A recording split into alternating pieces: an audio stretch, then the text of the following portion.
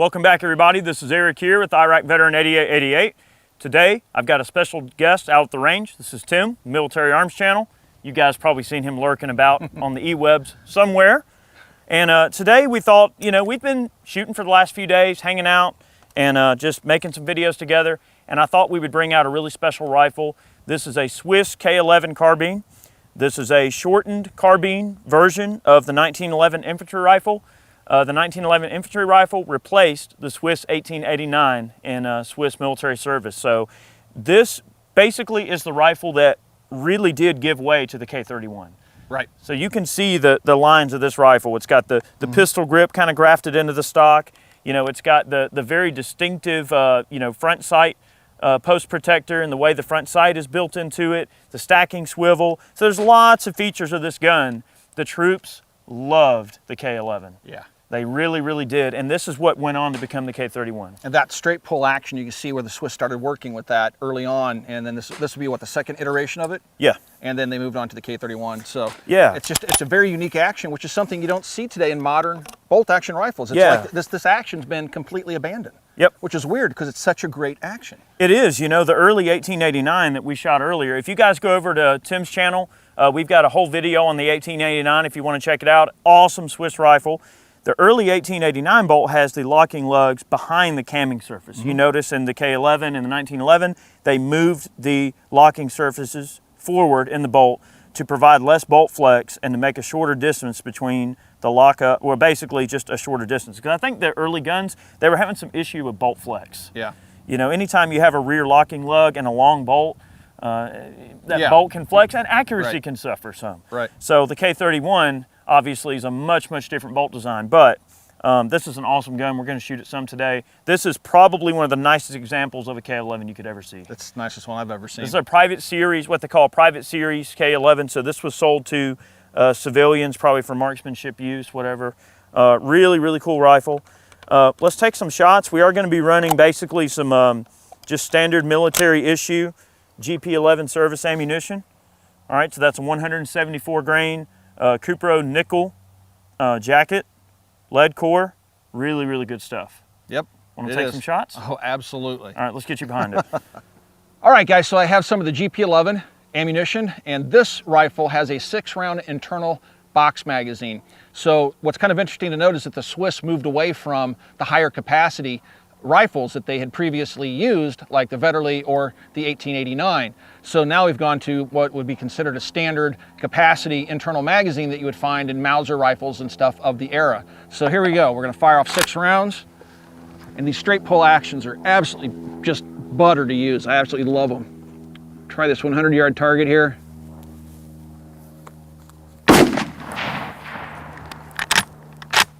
Go over it. Yeah, you're high. Okay, I'm gonna aim at the base, at the splatter guard.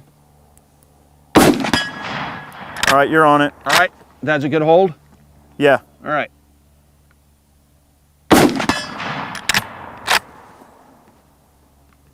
Keep that hold. Keep doing that.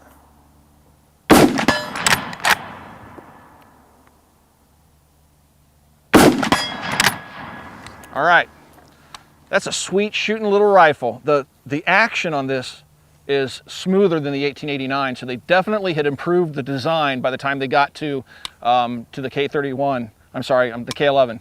So wow, that was fun. I've never actually shot one of these before. I shot plenty of K31s, but this is the first for me. And wow, what a neat rifle to shoot. Very, very cool. Load a few more in there, Tim, and shoot out to 3. Okay. Yeah, there's some. So we were high, so I'm gonna have to hold. Just bullseye at 300. Okay, let's see what happens. 1, 2. Good windage. 3, 4, 5, and 6. Yes, you can use stripper clips on this, guys. We just didn't bring any out today. All right.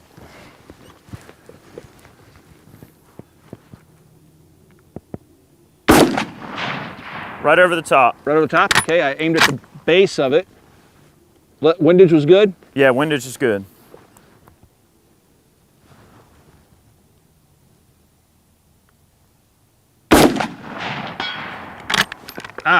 Just hit myself right in the eye with the bolt. Didn't get my face out of the way in time. So what's interesting, guys, is look how far back this bolt comes. So I mistimed it and I whacked myself right in the cheek. Pretty funny. You do have to pull your face away from the rifle when you're reloading it. They definitely fixed that with the K11 for sure. Good shooting.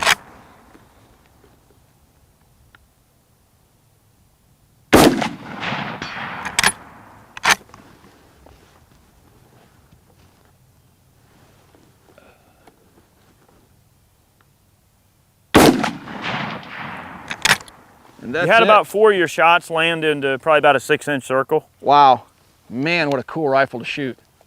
Yeah, so basically I was just holding on the bottom edge and a little bit right, because you can see on the 100-yard target we were shooting a little bit left. Yeah. What a sweet shooting rifle. Wow, man. Thanks Yeah, for letting me shoot that thing. Hell, I'll give it a try. We'll switch up here. All right. We're just having some fun here today, guys. Doing a little bit of shooting with Tim. This is a really awesome gun, and this one's pretty collectible. I don't shoot it often, but I figured, you know, we had Tim here, might as well pull out the good stuff. You know, when you have your good guests, you pull out the nice silverware, right? So, all right. Okay, Tim. All right, I'm ready when you are. Yeah. Definitely an improvement on the sights over the 1889 for sure. Tell you what, I'm gonna be adventurous. I'm gonna try to hit that 8-inch popper on the right. Okay.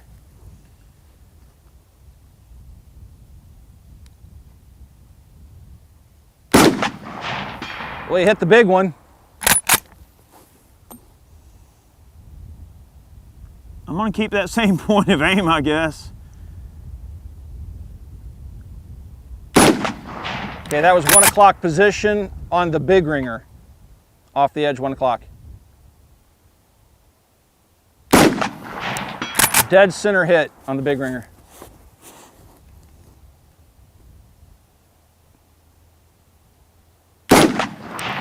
Another dead center hit.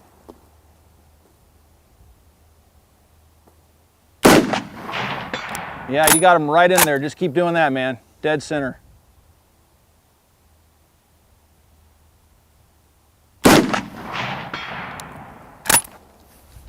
What a smooth action. I don't know what's smoother, man, a Krag or these old Swiss guns, man. They are That's so much a good fun. comparison, man. I really do like the actions of those old Krags are about as smooth as they get, and that's pretty darn close. They sure are. That's a nice group. That thing was definitely hitting dead center, man. I'm gonna keep stacking them in there, I think. Okay. I'm gonna try anyway. We'll use that same hold.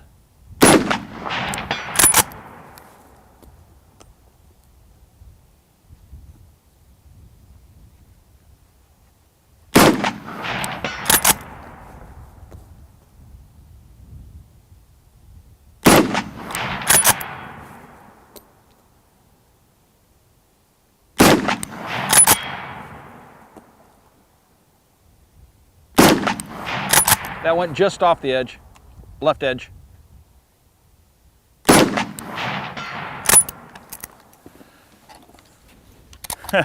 Tim, I think we're gonna be taking this gun out to 600. Absolutely, man, because that thing is dead center. Wanna shoot it out to 600 today? Yeah, let's give it a try. All right, I think we will. Don't throw me in the briar patch.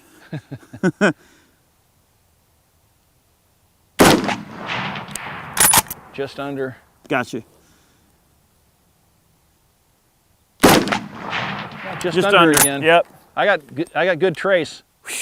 Buddy, what a shooter. Yeah, that thing is amazing, isn't it? Yeah, yeah. Well, Tim, I think we're gonna take this thing out to 6. Sounds good to me, man. Let's do it. All right, guys, Tim and I are having some fun behind the K11. Wonderful Swiss service rifle. We've actually been out shooting quite a few different Swiss service rifles, kind of just having some fun.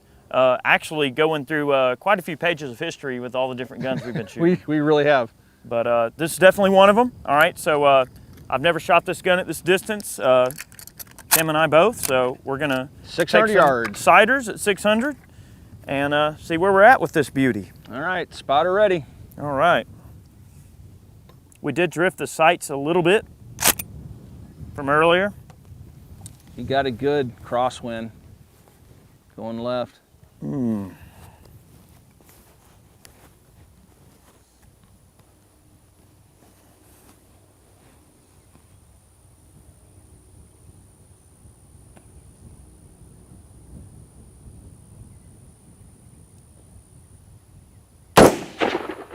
Okay, so you hit way short and way left. I mean, probably 3 feet, 4 feet down, and a good 3 feet left.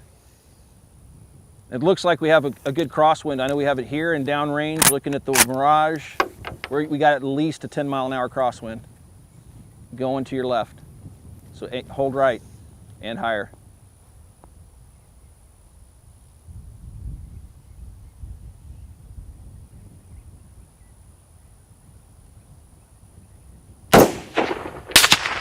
Close. You're about just not quite a foot low and just at the 7 o'clock, I'm sorry, the 5 o'clock position. You need a little bit more elevation, more cowbell. All right. Windage was good.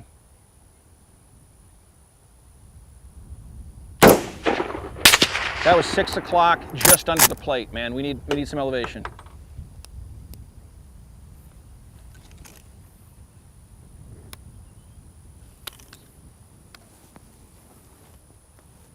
Try putting that right on the bottom of the plate. Well, I don't know what your hold was before.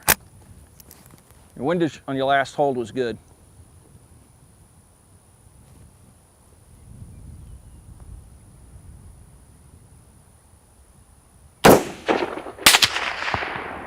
I saw no splash. Well, we're trying here.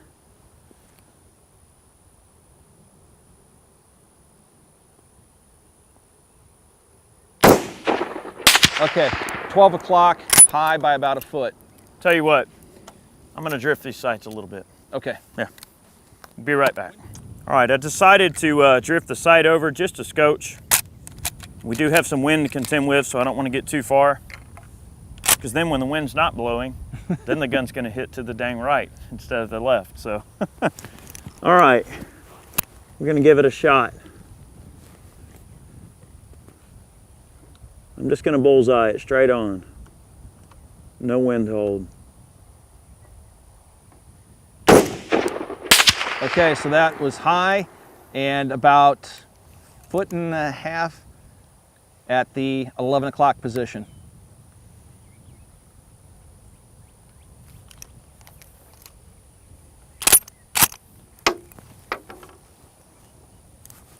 Maybe we'll hit something with this thing, Tim.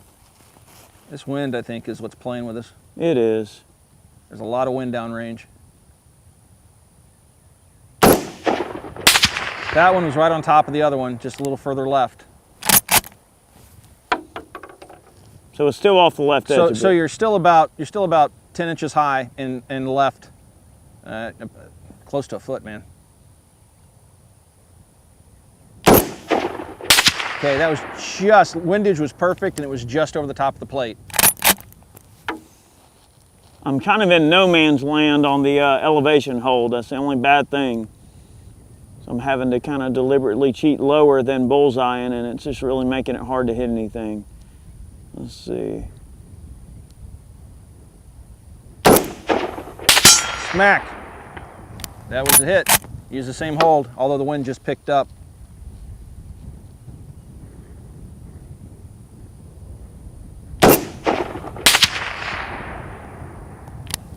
That one I can't call.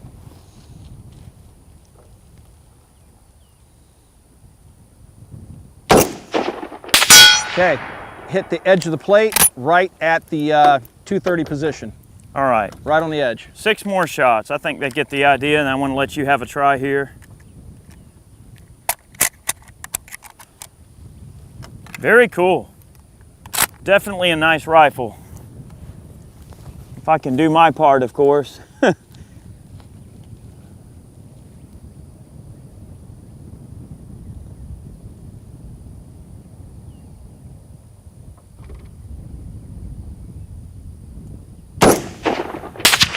So that just went over the top left edge of the plate.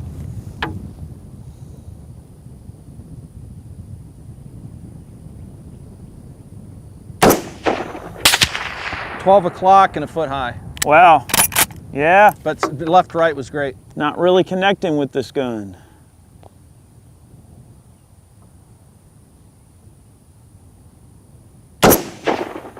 Hit right at the top right edge at the 1 o'clock where where it mounts to its hanger.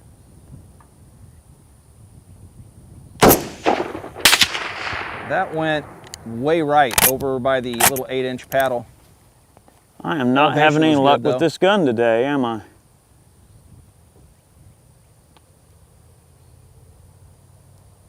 I think you hit. I can't see. I saw a splash, but I don't see a mark on the plate. So I think you just nicked the edge of the plate. Hard to tell. Yeah, it is. I saw a splash, but The only bad thing is we're kind of in that weird purgatory zone where I don't have a consistent point of aim. So it's making it really difficult to hit anything.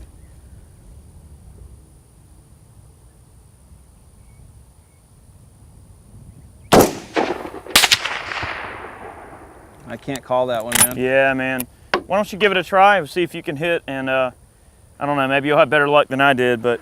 All right, guys, I'm gonna see what I can do using Eric's hold. We don't have a whole lot of wind right now, at least where I'm sitting. Let's see if I can get this old girl on target. Maybe you can do better than I did. We'll see. I'm gonna aim at the same spot you were. Yep.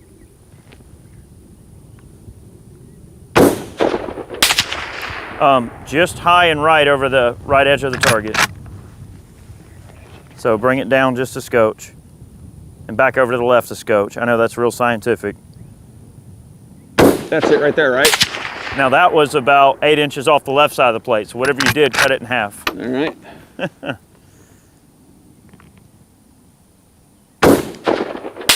Right over the top of the plate. Ah! Your 3 shots were probably a foot from each other.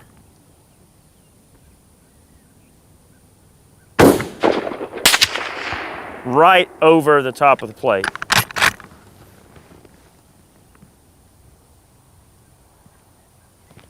See what I mean? Like you're kind of down there in nothing. Yeah. Impact. All right.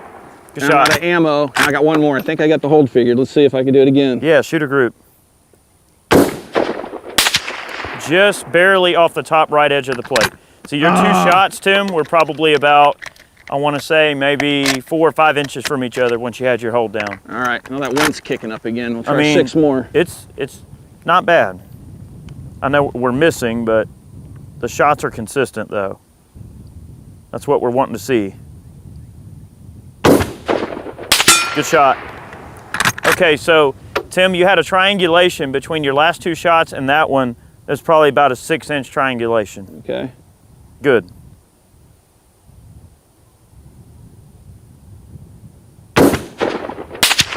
All right, that was about maybe 3 inches over the top of the plate. But all your shots are kind of right in one nice little cluster there.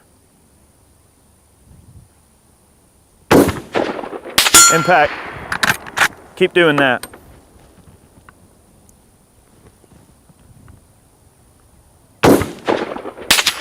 Just right off the right edge of the plate.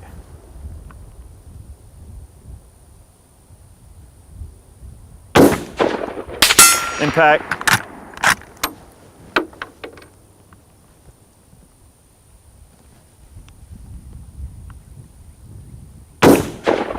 Impact. All right. You're in there. Figured out, man. Probably about a 10-inch group. Cool. Yeah, I figured out where my windage was. You're right. You're holding off in outer space. Yeah. Yeah. It's kind of like spitting in the wind. All right. Good, man? Cool, man. All right, guys. Well, that's been the K11 service rifle. Tim did a good job there with it on the last segment. Got his point of aim down, started lobbing them in there. Yeah. It is just crazy what these old guns are capable of doing. It is, and what's fun about shooting iron sights on these old milsurps is it really requires Kentucky windage. It's not like using a modern scope or even modern sights, modern aperture sights. You have very, coarse sight pictures, I think is about the best way to describe it. Yeah. And really the riflemen had to learn their rifle. Yep. And they had to learn what their Kentucky windage was, because you're not going to make those field adjustments. And when you have wind like you have out here today, you really don't want to make adjustments to your sights based upon that. You want to make it at 100 You got to yards. be able to make the call and then lob it in. And then you got to read your, just like a sniper would with a magnified optic. A rifleman still has to learn his rifle and learn his Kentucky windage just by existing field conditions, and it's really cool. And it's just so much history in using these old guns. Man, you can tell we're passionate about this stuff. I know, very much so. And this is the rifle that gave way to the K11 service rifle. This was kind of a culmination of different things that the troops liked, and then when the K31 was coming around, this was one of the favorite rifles of all the riflemen. Back then, the infantry guys loved these K11s, and they wanted a gun very similar to this. So that's why we have the K31, is because of this rifle. So very cool stuff. Guys, thanks for watching today's video. We really appreciate all of you. Those of you that support us on Patreon, and I'm sure I'm speaking for Tim here when I can say that, folks that support us directly are definitely appreciated. I know Tim is now very much Patreon supported. 100% Patreon supported, yep. And so guys, any of you guys that support us, thank you guys very much. And we appreciate all y'all watching. Make sure you check us out on Facebook. Make sure you go and follow Tim at Military Arms Channel. Subscribe to his YouTube channel. Follow him on Facebook. Also go check out Full 30. We're both on Full 30. So thanks for watching today, guys. We'll see you next time.